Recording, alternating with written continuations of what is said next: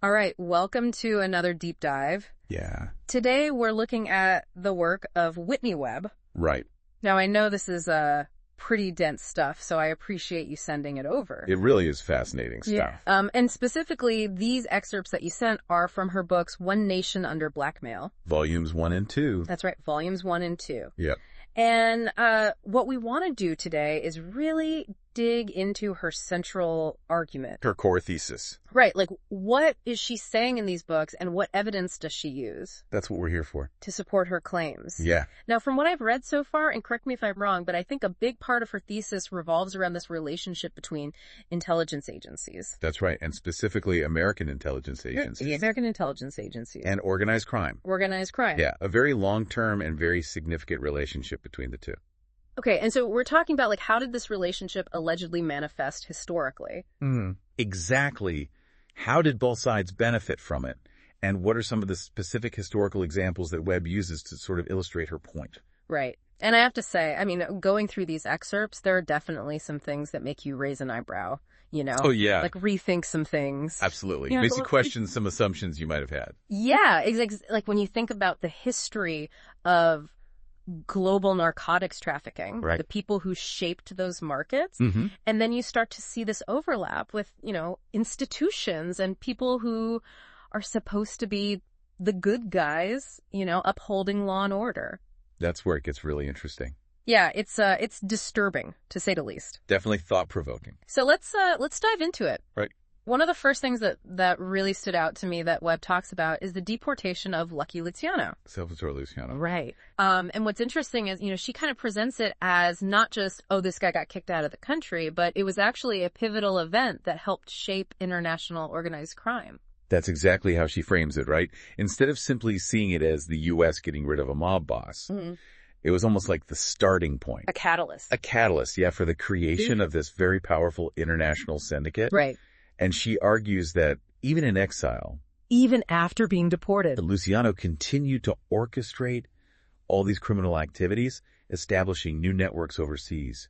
Really? Potentially with the tacit approval. Or even help? Or even assistance, of American intelligence. Wow. And you know, it wasn't just Luciano who was sent packing. Right. Frank Coppola. Another major mob figure. Also became with connections to Jimmy Hoffa. Jimmy Hoffa and the Teamsters. And you know, speaking of the Teamsters, that's a group that comes up a lot in Webb's work. Yeah. Often in the context of organized crime financing. But it's her link between Hoffa and the CIA that I found really fascinating. Right. And she really sort of tries to place this into the larger picture of the Cold War. Okay. With claims that by the 1960s, Hoffa and the Teamsters were actually involved. Really? In attempts to assassinate Fidel Castro. Wow. On behalf of the CIA. Yeah. And this is linked to. Because of Cuba? Yes. After the revolution. Right. She argues that this was driven in part by the mob's anger at losing their very lucrative casino businesses in Cuba after the revolution. Right. They had all those casinos in Havana. Yeah, exactly. But going back even further, you know, before Castro, before Cuba, Webb suggests that Coppola's ties to intelligence were even more direct. And more disturbing. Yeah, like she lays out this claim that Coppola was said to have been behind a 1947 May Day massacre in Sicily, allegedly financed by former OSS chief William Donovan. Huge implications there, if true. Right, we're talking about a very violent event. A lot of people were killed, a lot more injured. Yeah. And the following year, in 1948, there were hundreds of reported killings, primarily of left-wing individuals. So this really paints a picture of a very early collaboration between U.S. intelligence and organized crime, potentially influencing these major political events in Europe. Yeah, that's heavy stuff, if true. It really makes you think about what else might be hidden in history. Right, like what are we not being told? Exactly. Okay, so moving on. Another big part of Webb's argument seems to focus on this early involvement of American organized crime in the global narcotics trade. Yeah, and specifically with a focus on China. China. Okay, so we're going from bootleg liquor to opium. That's right, it seems. So she's arguing that even in the early 20th century, American mobsters were already building this global network for trading narcotics, and China was a crucial hub in this early stage. It was a key piece of the puzzle. Right. And the person who she focuses on a lot here is Arnold Rothstein. A big name in organized crime. Yeah, he's the guy who is like the mentor to, you know, Lansky, Luciano Costello. Yeah, the who's who of organized crime. Right, and what Webb points out is that Rothstein was very strategic. Very proactive. Yeah, and she says he sent these frontmen to China. People like Sidney Stodger, Jacob Katzenberg, and George Uffner. Okay. To establish these drug trafficking routes and operations. Wow, so they were like pioneers in a way. In a very dark sense, yeah. Yeah, and what's interesting is that federal investigators considered Uffner to be a longtime associate of Frank Costello. That's right. And then you've got Katzenberg, who is really powerful in New York City's Jewish crime syndicates. Which, according to Webb, basically controlled a huge part of New York's heroin distribution. Really? So he was a big player. A big player, yeah. And it goes even deeper than that. She claims that Katzenberg was connected to a secret heroin processing lab. Right, in New York City. In New York City. Refining opium that was being sourced all the way from Asia. They weren't just selling it.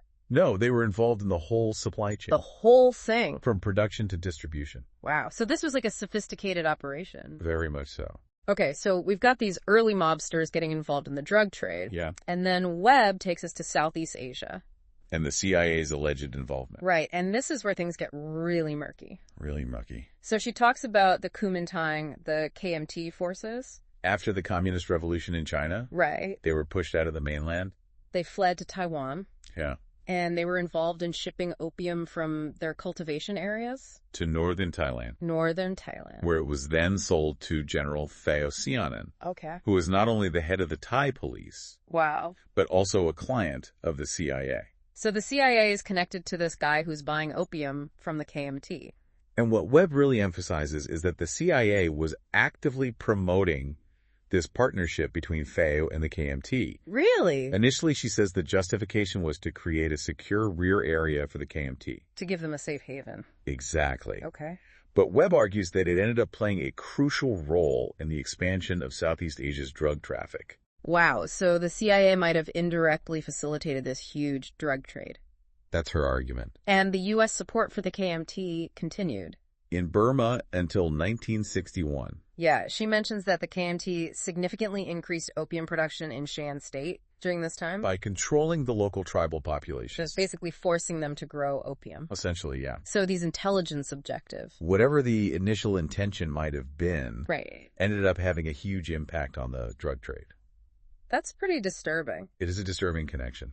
And you know, it's interesting because it ties into this broader point that Webb makes about how these alliances form for intelligence purposes. Often had unintended consequences. Right. In the criminal underworld. They created these powerful and interconnected networks. Unintentionally, perhaps, but powerful nonetheless. Right. So let's talk about the money. Okay, let's follow the money. Because Webb also digs into the financial side of things. How all of this ties into legitimate business and finance? Yeah, like she talks about Abram Pritzker's Franklin Investment Company, which became huge in the hotel industry. In Columbus, Ohio. Right, and what's interesting is the involvement of people like Paul Zifrin and Arthur Green. Especially Green. Yeah, he's described by the Chicago Crime Commission as the brains of all the Chicago rackets. Wow. And he was supposedly a close associate of James Roosevelt. And according to Webb, he facilitated investments on behalf of Meyer Lansky. Wow, so they were laundering money through legitimate businesses. That's the implication, yeah. And she also mentions Green's role in the expansion of Jules Stein's MCA in California. Through a relative. So it's like they have these ways of integrating their ill-gotten gains into legitimate companies. Using these influential intermediaries. Right. To make it all look clean. And the banking connections are even more direct. Yeah, she talks about the Bank of World Commerce. Which she says was controlled by Lansky. And used to move casino profits and other hot money across borders. Okay, so this is like money laundering 101. Yeah, and she says this bank had relationships with other institutions like Bank of Perrine and Castle Bank and Trust. Creating this whole network of offshore entities. Designed to obscure the origins and movement of funds. Yeah, and she gives this example of Castle Bank's early involvement in a land fraud with a guy named Cantor. Right. And by using the Bahamas bank secrecy laws, he was able to hide his partnership in this company, ICLR. International Computerized Land Research. Right. Okay. So these offshore havens were perfect for this kind of activity. Yeah, it's like a whole hidden financial system. Operating with almost complete impunity. And Webb also talks about how these key figures cultivated leverage and connections. Yeah, she has this really interesting detail about Lansky's feelings towards the Bronfman family. The Seagram-Rams liquor people. Right. So what's the story there? So apparently in his later years, Lansky felt kind of bitter towards the Bronfmans because he felt like they had successfully cleaned up their image. Rehabilitated their reputation? Exactly, while he was still seen as this notorious gangster. Right. And he claimed to have been involved in their business operations back in the 1920s during Prohibition. Really? Implying that they had this shared past that they wanted to forget about. So the Bronfmans were potentially connected to organized crime, too. That's what Lansky claimed. And Webb even suggests that this might be why some attempts to document the Bronfman family history have been met with difficulty. Like there's been pushback. Yeah, like pressure to not dig too deep. Exactly. Okay, that's pretty wild. It is. And then there's that whole thing about the photos of J. Edgar Hoover. Oh, yeah, this is like straight out of a movie. Yeah, so Webb cites a former Lansky associate and even Lansky's widow who claimed that he had obtained photos of Hoover in a compromising situation. Specifically with Clyde Tolson. His right-hand man. Yeah. And the claim is that Lansky used this to neutralize the FBI as a threat. Blackmail, essentially. Wow. And she points out that Hoover and Tolson's relationship was an open secret in Washington at the time. Right, everybody knows. So it makes the idea that Lansky could have obtained such photos more believable. And if true, that would have given him so much power. Imagine the leverage he would have had over the director of the FBI. Yeah, that's pretty incredible. It is. Okay, so Webb also talks about this group called the Sunborn Institute. A Zionist activist group. Right, so what's the connection to intelligence and organized crime? So Webb presents this as an early example of how these clandestine networks could be used to achieve specific objectives. Okay. The Institute's main operative was Yehuda Arazi, who was involved in smuggling arms for the Haganah into Palestine during World War II. So he was a gun runner. Yeah. And through this, he developed this huge network of contacts. Across different countries and industries. Exactly. And she says that these contacts were later used to set up front companies. For the Sunborn Institute and the Haganah. So it's like an early example of this blurring of lines between different types of operations. Exactly, which she argues continued and evolved into those relationships between intelligence agencies and organized crime that we see later. Okay, so it's like a historical precedent. Yeah, in a way. All right, so let's talk about Bruce Rappaport. Another fascinating character. Yeah, Webb mentions him a few times. Yeah, he seems to pop up everywhere in her narrative. Right. She highlights his alleged association with New York mobsters. Through his chauffeur, Louis Filardo. Okay. But she also details his ties to these larger international criminal enterprises. Like the Russian mafia. Exactly. By the late 1980s, she says he had connections to Russian organized crime figures. Including Semyon Mogilevich. Who the FBI considers to be a major player in international crime. And Robert Maxwell might have introduced them? That's the suggestion. Yeah, and Mogilevich was also connected to the banker Edmund Safra. Who knew both Maxwell and Rappaport. So it's like this small world of powerful and interconnected figures. Right. And Rappaport's own background is interesting, too. And what was his background? Well, he was involved in the Israeli military police early on. Really? But then he transitioned into what Webb calls criminal enterprises and covert operations. So he went from law enforcement to the other side. I think so. And she mentions a Scotland Yard report that details a scam involving construction materials. That Rappaport and either Teddy or Paul Kolek were involved in. Back in the early 1950s? Yeah, and Teddy Kolek later became the mayor of Jerusalem. Wow. So Rappaport had connections to powerful people in Israel, too. And Teddy Kolek was involved in arms procurement for the Haganah. Right. So again, you see this blurring of lines between intelligence and potential criminal activity. Okay, so it's not just happening in the shadows. No, it's happening right out in the open with people in positions of power. Yeah. This is pretty mind-blowing stuff. It is. All right, so Webb also talks about Permindex CMC.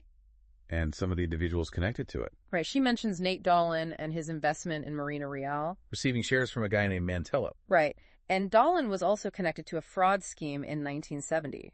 Involving Rosenbaum's ICB. And what Webb finds interesting is Dolan's long-standing business relationship with Mo Dalitz. A mobster with ties to Meyer Lansky. Going back to the 1940s. So again, you see these connections spanning decades. Right, these relationships that go way back. Yeah. And she also mentions Louis Bloomfield's law partner, Stanley Weinberg. And his involvement in Permindex CMC's real estate deals. Yeah. And to make things even more complicated, Compagnie Financière, which is now the Edmond de Rothschild Group, had a 10% stake in one of these real estate ventures. So you've got established financial institutions mixed in with people allegedly linked to organized crime. Suggesting a much broader network of interests. Okay, so let's talk about Roy Cohn. Another very controversial figure. Yeah, he pops up in a lot of different contexts when you're talking about power and influence in American history. He was a major player. Yeah, and Webb digs into his family background. His mother, Dora Marcus's family. And her father, Joseph S. Marcus, who founded the Bank of the United States. Right. And she really emphasizes the controversy surrounding the Marcus family's financial dealings on Wall Street. Especially during the Great Depression. There were problems at the public bank, which led to the creation of the Bank of the United States. And then there were more issues at the Bank of the United States under Bernard Marcus. So there's this pattern of financial irregularities. Potentially even fraud. Within Cohn's own family. Yeah, which she argues helps to explain Roy Cohn's approach to power and influence. So it's like he came from this background of shady financial dealings. And he brought that mentality with him. Okay, so Webb says that Cohn's close relationship with J. Edgar Hoover, a very cozy relationship. Yeah, was the reason he was appointed as Joe McCarthy's chief counsel during those anti-communist hearings. The McCarthy era. Right, and Robert F. Kennedy was also supposedly in the running for that position. Wow, so it was a coveted role. Yeah, and she details Cohn's tactics during the Red Scare and the Lavender Scare. Targeting suspected communists and homosexuals. And she says that his downfall came when he tried to pressure the army to give preferential treatment to David Sheen, who was rumored to be his lover. Right. And what's interesting is that Webb points out that Sheen's sister married Lester Crown, who later became a member of the mega group, and allegedly had ties to organized crime. The so-called super mob. So again, you see these connections between seemingly separate worlds. Yeah, it's like everyone is connected in some way.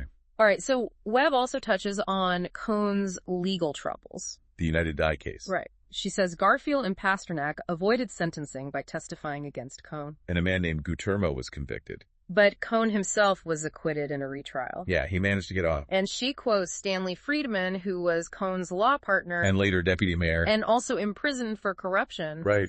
And Friedman said that Roy could fix anyone in the city. Wow, so he was a powerful fixer. Yeah, he could allegedly navigate between the criminal underworld, the wealthy elite, and the media. He was a master manipulator. Okay, so moving on. Webb talks about the Georgetown Club. Founded in 1966. By Robert Keith Gray, Peter G. Park, and Anna Chenault. Right. So what was the purpose of this club? Well, according to Webb, it was created to bring together leaders from various fields. Business, professional, civic, social, political. All in one place. Like a networking hub for the powerful. Exactly. And she mentions that Henry Preston Pitts and Lawrence Merthin, who worked with Robert Keith Gray at Hill & Knowlton, a PR firm, yeah, were also involved in the club's creation. And Pitts later worked for the U.S. Information Agency, which was involved in Cold War propaganda. So again, you see these connections between public relations, government, and potentially covert operations. All coming together in this exclusive club.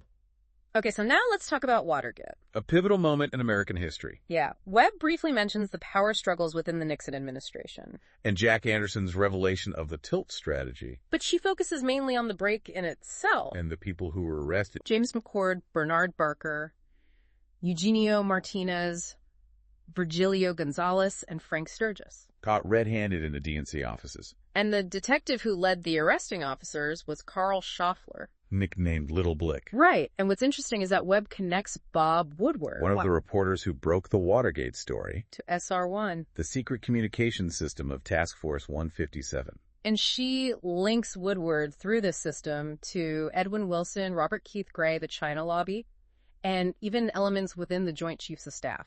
Suggesting a much deeper background to his reporting than is commonly known. Wow. And it gets even more intriguing. How so? Well, Webb says that Detective Schaffler was later contacted by Thomas Fortuyn, who was Robert Keith Gray's attorney. Okay. And Fortuyn had previously been the attorney for Genevieve's crime family boss, Tony Salerno. After Roy Cohn. That's right. Wow, so there's this connection to organized crime. And it doesn't end there. What else happened? Well, Schaffler was later offered a lucrative job by a man named Powers, who was working for Robert Keith Gray. Really? And Schaffler saw this as an attempted bribe. To keep quiet about Watergate? Potentially. Wow. And this led to a Department of Justice investigation. So you see these potential efforts to obstruct the investigation. Involving people with connections to both intelligence and organized crime. Yeah. It's a very murky situation. Okay, so Webb also talks about some other alleged CIA activities. Yeah, she mentions a claim that the CIA quashed a major tax evasion case. Involving celebrities. Right, which would point to a huge amount of influence over seemingly unrelated matters. And she also brings up Alfred McCoy's work on CIA complicity in the drug trade. Which reinforces her earlier points about Southeast Asia. Right, and then there's ETSCO. A company linked to Edwin Wilson. And Richard Secord was involved too? Yeah. And she mentions Michael Ledine's suggestion that the billing abuses at ETSCO might have been funding covert operations, like a private CIA. Exactly. Off-the-books activities funded through potentially illegal means. Okay. That's pretty wild. It is. She also talks about the Mount Kenya Safari Club, which she says was facilitated by William Holden and Ray Ryan. And Ryan had ties to what she calls the hoodlum element. Right. They acquired the club after visiting with Robert Ruark and Ricardo Sicra, who was an OSS veteran. And Sicra was involved in forming the World Commerce Coalition, WCC, which was founded by OSS and British intelligence veterans, along with some businessmen. So again, you see this intersection of intelligence and business. Potentially with links to organized crime. And Webb also talks about William Casey's early career in the OSS. His relationship with David K.E. Bruce, which led to him becoming Donovan's troubleshooter. And she mentions J. Russell Forgan, from a prominent Chicago financial family, who also worked with Casey in the OSS London station. Yeah. Okay. And then she brings up Bruce Rappaport again. Right. Mentioning his close friendship with William Casey. And his role in bailing out Bernie Kornfeld from jail. Bernie Kornfeld of IS. Right. And she points out that IS was supported by Bank Van Emden, which was part of Rappaport's Intermaritime Bank. And Bank Van Emden also had connections to James Goldsmith's Bank Occidental. So it's like this whole web of financial and potentially intelligence-linked networks. Yeah, it's all connected. Yeah. Okay, let's talk about Iran-Contra. Another complex and controversial affair. Webb focuses on Oliver North's recruitment into what she calls Shackley's network. And his role in supporting the Contras. Allegedly on behalf of William Casey. And she mentions Casey's intervention to keep North in the National Security Council, which suggests that North was crucial to these covert operations. Exactly. And she brings up Seymour Hersh's allegations that Bush's intelligence operations leaked information about the arms sales to Iran. Involving North and Secord. Right, and then there's Shackley's version of events, which claims that the arms sales were primarily to free American hostages in Lebanon. Including a CIA station chief. Right, but the involvement of people connected to Shackley and Ghorbanifar raises questions about that motive. Yeah, it seems a little too convenient. And then there's that suspicious meeting between Shackley and Ghorbanifar in Hamburg. And Shackley's memo to Lieutenant General Vernon Walters. Which just adds to the mystery. Yeah, it's a very murky situation. And Webb also mentions GMT. Global Marketing and Trade. Which was involved in acquiring arms for the Contras. In 1985. Right. And she links Adnan Khashoggi to Mainland Savings and Mario Renda. Who had ties to IPs. And she mentions Ben Banerjee, Michael, and Leslie Aspin. All involved in arms deals with Iran. Including a shipment of TOW missiles. Right, and she also talks about Rexon being investigated for providing artillery fuse parts to Iraq. And International Signal and Control supplying minerals for munitions to Iraq. So there was a lot of arms dealing going on. And then there's Ari Ben Menashe's claim that Mark Thatcher, son of the British Prime Minister, was involved in brokering arms sales to Iraq. Through Carlos Cardone. Wow, so this whole affair had international implications. Yeah, it wasn't just an American operation. And finally, Webb mentions Rodriguez's concerns about Oliver North and the Enterprise. He was worried about North's association with the Edwin Wilson Group. And he was uneasy about Thomas Klein's role. So even within the CIA, there were people who were uncomfortable with what was going on. Yeah, it sounds like things were getting out of control. It does seem that way. Okay, so let's talk about BCCI. The Bank of Credit and Commerce International. Right, and while the common narrative focuses on its Pakistani and Saudi origins, Webb brings up allegations of CIA involvement in its creation. Really? Yeah, she specifically names former CIA Director Richard Helms. Wow, and what was the CIA's alleged motive? Well, the claim is that they wanted to create a global financial institution. That could be used for intelligence operations. Because it would have international reach and less regulatory oversight. So it would be a perfect tool for moving money around secretly. Exactly. And BCCI had a huge global presence. Including in China, through the China-Arab Bank joint venture. Okay, and Webb also mentions Robert Bud McFarlane. And his role in developing connections. He served as a military assistant to Henry Kissinger. And he was involved in the Promise scandal. With Robert Maxwell and John Tower. Right. And she highlights Adnan Khashoggi's ties to BCCI insiders. Like Khalid bin Mahfouz and Gaith Farhan. Who was also connected to James Arbath. A close associate of George H.W. Bush. Right. And she talks about Harken Energy's financial problems and their involvement with Stevens Inc. Which led to connections with Union Bank of Switzerland and BCCI insiders. Through Sheikh Abdullah Taha Baksh. Wow. And she mentions Charles Keating's Lincoln Savings investment in Saudi European Bank. And the involvement of Sir James Goldsmith. And then there are the connections between a guy named Palmieri and people like Crescent, Chris J. Roselle, and Anthony Jace of SEA Services. A waste management company. With alleged links to Charles Macaluso. Who had ties to the Thierry organized crime family and corrupt Teamsters officials. Wow, so we're back to the Teamsters. Yeah, it seems like they pop up everywhere. And Webb details the relationship between Mike Adkinson, an arms dealer and real estate developer, and Herman Beebe, who was involved in the savings and loan crisis, and their Operation Skyways Aviation. Right. And finally, she discusses Bobby Ray Inman's CIA career and William Casey's reaction to his meetings with George H.W. Bush. She notes Inman's later role at Westmark,